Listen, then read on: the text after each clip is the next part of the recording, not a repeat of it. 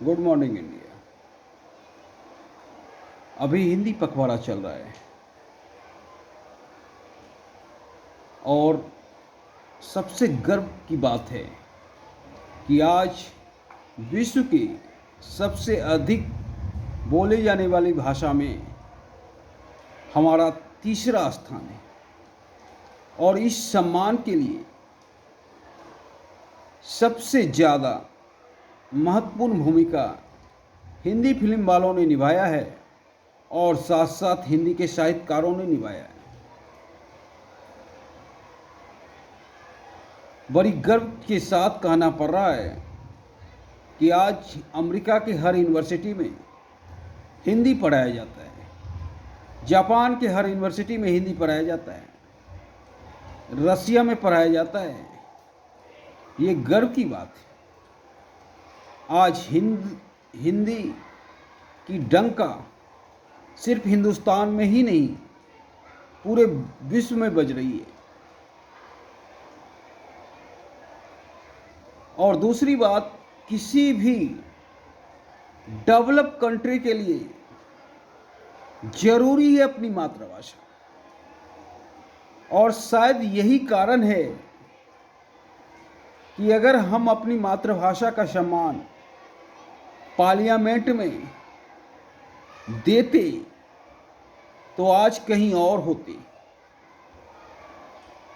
China के parliament में सिर्फ आप चाइनीज बोल सकते हो, जापान के पार्लियामेंट में सिर्फ आप वहाँ की राष्ट्रभाषा बोल सकते हो, रूस की पार्लियामेंट में भी राष्ट्रभाषा ही बोल सकते हो और इंग्लैंड की पार्लियामेंट में भी सिर्फ वहाँ की राष्ट्रभाषा बोल सकते हो, दूसरा भाषा नहीं चलता है। पर बड़ी शर्म के साथ कहना पड़ रहा है कि हमारे पार्लियामेंट में इस तरह की कोई व्यवस्था नहीं है और किसी भी इंसान के डेवलपमेंट के लिए सबसे ज़रूरी चीज़ है कि उसकी अपनी संस्कृति, उसकी अपनी मातृभाषा जब तक उचित सम्मान नहीं देगा तब तक डेवलप नहीं करेगा। और यही कारण है कि आज तक हम विकासशील देश की श्रेणी में हैं, डेवलप विकसित कंट्री के श्रेणी में नहीं आए हैं।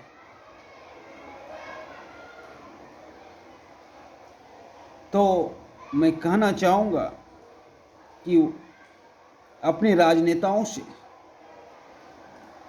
कि क्यों ना वहाँ सिर्फ हम अपनी राष्ट्रभाषा में बात करें, किसी और भाषा में नहीं बात करें, तब हम अपनी मातृभाषा का उचित सम्मान करेंगे।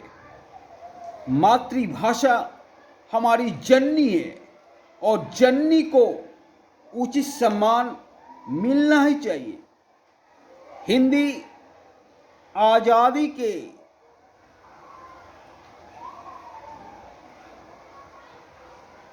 आज़ादी में भी बहुत बड़ी भूमिका निभाई।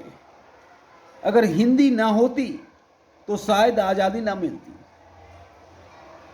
क्योंकि हिंदी के साहित्यकारों ने वीर रस से अपने क्रांतिकारी बंधुओं का, भाइयों का खून को गर्म करने का काम किया था और इसके बदौलत हमें आज़ादी मिली थी। तो आज़ादी में भी हिंदी की बहुत बड़ी भूमिका है और हिंदी हमारी जननी है और जननी को उचित सम्मान मिलना ही चाहिए। जय हिंद।